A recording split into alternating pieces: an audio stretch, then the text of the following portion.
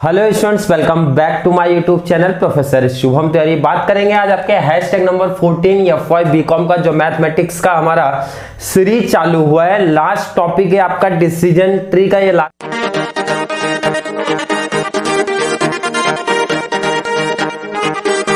Last lecture आपको दिया जा रहा है। 4 लेक्चर्स मीन्स ये आपका 4th लेक्चर है डिसीजन ट्री के ऊपर। तो आई होप अभी तक जो 3 लेक्चर्स आपको प्रोवाइड कराए गए हैं उसकी नॉलेज अच्छी आपकी हो गई होगी। एक ही दिन में कंप्लीट वीडियो, चारों वीडियो आपको प्रोवाइड करा दिया हो ताकि बच्चे 2 से 3 घंटे का गैप कर करके एक ही दिन में कंप्लीट आपका ये टॉपिक कर दिया और 5 मार्क्स कंपल्सरी क्वेश्चन दे दिया। अब इसमें एक थोड़ा सा चेंज आपको दिखेगा अदर सम में। ऐसा सम शायद था और कुछ बच्चे, मैं ये नहीं बोल रहा सब, बट कुछ बच्चे क्या करते जल्दबाजी में मिस्टेक कर देते। सर क्या चेंज है, क्या मिस्टेक्स होता है, क्वेश्चन थोड़ा सा देखते हैं। डिसीजन ट्री क्लियर यहां मेंशन किया गया, भाई आप डिसीजन ट्री बना दो एंड बेस्ट पॉसिबल डिसीजन आपको बताना है उसमें से। सर अब हम लोग को ध्यान में रखो, यहाँ पे अभी तक के जो क्वेश्चंस थे, जो इंपॉर्टेंट एक चेंज आपका आता है कि जो आपका एक्शन था ना आपको इस तरीके से वर्टिकल फॉर्म में दिखता था एंड जो हमारे स्टेट ऑफ नेचर थे वो आपके टी फॉर्म में दिखते थे, मींस हॉरिजॉन्टल लाइन में आपको दिखते थे। क्लियर। बट ये सब में क्या हो गया कि ये चेंज कर दिया और बच्चे क्या करते थोड़ी सी जल्दबाजी के चक्कर में डिसीजन ट्री देखते नहीं है। जो मैंने बताया था कि फर्स्ट वाला जो हमारा टॉपिक था मिनिमैक्स मैक्सिमम वाले टॉपिक्स में भी ये चेंजेस आपको दिखता है कि वहां पे आपका एक्शन अलग दिखता है, स्टेट्स ऑफ नेचर अलग दिखता है। क्लियर। तो बात करेंगे जब आपका ये टॉपिक स्टार्ट होता है तो सबसे पहले हम स्टार्ट करते हैं, हमारा एक्शन से स्टार्ट होता है। A फॉर एक्शन से स्टार्ट होता है। तो आपको टॉपिक में कितने एक्शन दिख रहे हैं sir? A1 A2 A3 3 action दिख रहे हैं। तो जो यहां पे हम लोग आगे ड्रॉ करेंगे, लाइन आपको ड्रॉ करने कुछ इस तरीके से। तो फर्स्ट आपका हो जाएगा सेकेंड। चलिए आपके 3 एक्शन हो जाते हैं। तो आपका नाम क्या है यहाँ पे, एक्शन का नाम क्या सर? A1 A2 A3 यही कॉन्सेप्ट आपका चल रहा है। A1 A2 A3 मतलब सिमिलर समय बट कंफ्यूजन क्या मींस थोड़ा सा कंफ्यूज क्या करने की कोशिश करते हैं, वो बोलते हैं एक्शन में इधर दे दूंगा, स्टेट ऑफ नेचर इधर दे दूंगा भाई। तो कुछ बच्चे मैंने बोला जल्दबाजी के चक्कर में प्रॉब्लम क्रिएट करेंगे, तो यहाँ पे थोड़ा ध्यान रखना इंपॉर्टेंट चीज। सर हर एक्शन में, हर एक एक्शन में 1 2 3 कितने स्टेट ऑफ नेचर है? तो मैंने बोला 3 है। तो फिर से आपको क्या करने हैं, हर एक एक्शन में चाहिए तो आप थोड़ा सा बड़ा खींच लो 3, इसमें भी आप ले लोगे। क्लियर। बिल्कुल सर। देन इसमें लास्ट वाले में भी आप यही करोगे 1 2 3।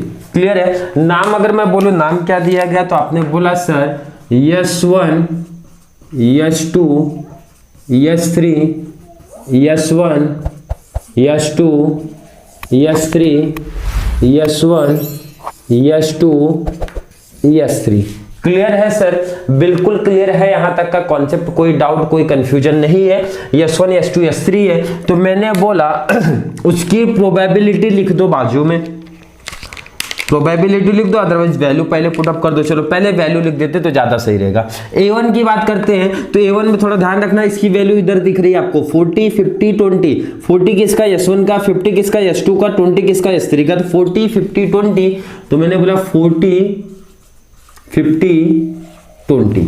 कोई डाउट नहीं, सीधा सामने लिखा हो देख लो आप। S1 40 है, S2 50 है, S2 50 है, S3 20 है, तो 20 दिख रहा है आपको। इसी तरीके से A2 की वैल्यू कॉपी करो 30 60 40।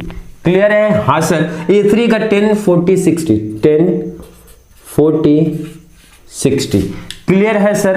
बिल्कुल। तो मैंने बोला नेक्स्ट इसकी प्रोबेबिलिटी भी कॉपी कर दो 0.4 0.2 0.4 0.4 0.4 सॉरी 0.2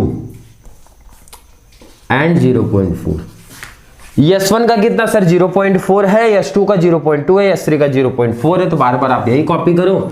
0.4 है, 0.2 है, 0.4 है, 0.2 सॉरी 0.4 4 0.2 0.4।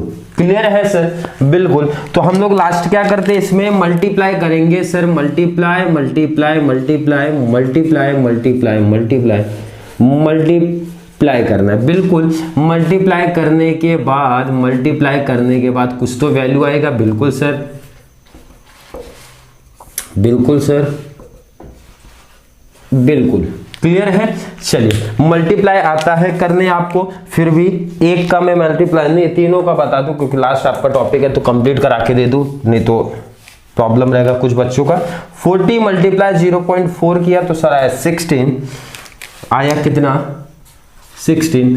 50 इंटू हो गया तो 5 2 10, 10 आएगा।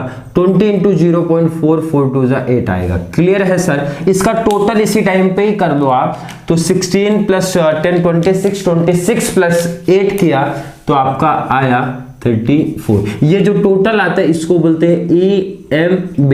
क्लियर है सर, बिल्कुल क्लियर है। ये मल्टीप्लाई कर लेता हूं मैं तो आएगा 4 3 जा 12, 6 2 जा 12, 4 4 जा 16, तीनों का प्लस 40 हो गया, 40 आएगा। क्लियर। तो ये जो 40 आया ये क्या है आपका EMB। क्लियर है। लास्ट का भी आप कर लो, कितना आ रहा है 4 1 जा हो जाएगा आपका 4, 4 2 जा आपका हो जाएगा 8 और 6 4 जा हो जाएगा 24। तो 24 प्लस आपका 8 32, 32 प्लस 4 आपका गया 36 गया।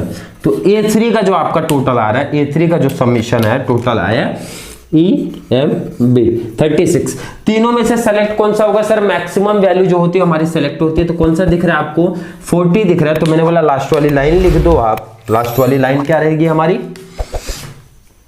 बीच में लिख देता हूं यहाँ पे, नहीं तो यहाँ लिखता हूं, सबसे बेस्ट है। नहीं तो काफी बच्चों को लगता है यहाँ लिख देता हूं, द हाईएस्ट वैल्यू, हाईएस्ट या फिर मैक्सिमम जो भी आपको लिखना है,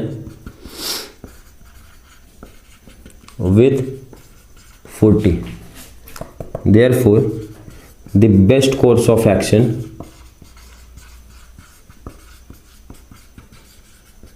is, आपका बेस्ट कोर्स ऑफ एक्शन कौन सा हो गया सर? हमारा best course of action A2 हो गया है। क्लियर है। इजी कॉन्सेप्ट है आपका डिसीजन ट्री।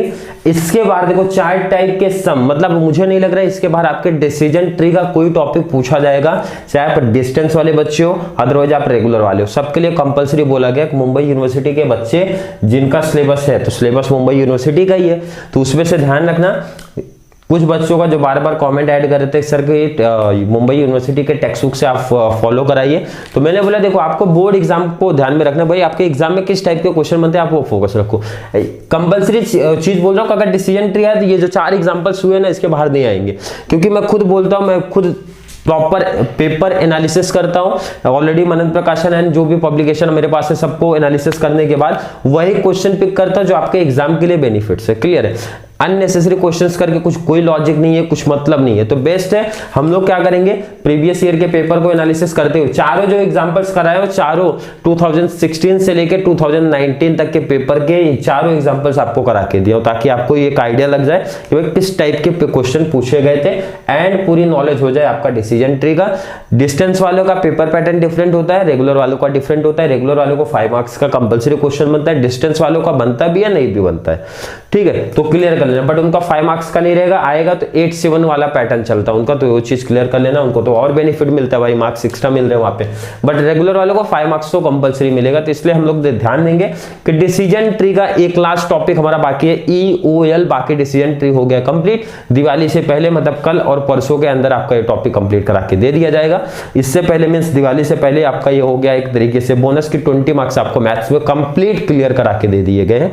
फिर भी मैंने बोला किसी बच्चों को डाउट कंफ्यूजन पूरे कंप्लीट अब सिलेबस की मैं बात करूंगा। डिसीजन थ्योरी की बात कर रहा हूं, तो डिसीजन थ्योरी में किसी बच्चे को 4 कॉन्सेप्ट बार बार बोले गए। एक तो मिनिमैक्स, मैक्सिमैक्स, मिनिमीन, लैपलेस वाला कॉन्सेप्ट। सेकंड हमारा सर कौन सा था? EMB पे ऑफ टेबल वाला। अदरवाइज एग्जांपल्स 2 और करा के दिए थे। थर्ड हमारा ये डिसीजन ट्री चल रहा है। लास्ट हमारा EOL। रेगुलर वालों को 4 प्रैक्टिकल, देखो 4 टॉपिक में प्रैक्टिकल टॉपिक में टॉपिक डिवाइड है, चारों एक एक एग्जांपल आने वाले हैं, इसलिए हर एक एग्जांपल क्लियर करके रखना ताकि 20 आउट ऑफ 20 प्रैक्टिकल में आपको मिल जाए। क्लियर है। 5 आएगा, 5 में से 4 करना, मतलब कोई एक तो रिपीट होगा ही होगा, ये तो कंपलसरी है। ध्यान रखना है किसकी बात हो रही है, रेगुलर वालों की बात हो रही है, 5 में से 4 करना है। तो मैंने बोला हर एक टाइप, मतलब कोई ऐसा चीज मिस नहीं हुआ है आपके टॉपिक्स में। ईओएल आ जाएगी आपकी, उसकी वीडियो मिल जाएगी, तो आपको वो कॉन्सेप्ट भी क्लियर हो जाएगा। तो चलिए यहाँ पे डिसीजन ट्री का 3 पार्ट कंप्लीट हो गया, लास्ट पार्ट ईओएल 1 से 2 दिन के अंदर वो भी आपका टॉपिक कंप्लीट करा के दे दिया जाएगा। तो चलिए वीडियो थोड़ी सी भी हेल्पफुल लगती है तो वीडियो को लाइक करना, अच्छे कमेंट ऐड करना, एंड एफवाई बीकॉम बैफ वालों को शेयर करते रहो, FY BCom BAF and BMS वालों को शेयर करते रहो, क्योंकि सेमेस्टर 2 से बैफ एंड बीएमएस भी साथ में और जुड़ेंगे, उनके भी कुछ 1 से 2 सब्जेक्ट सीरीज उनकी भी चालू करा के दी जाएगी। तो चलिए मिलते हैं नेक्स्ट क्लास में, तब तक के लिए थैंक यू सो मच।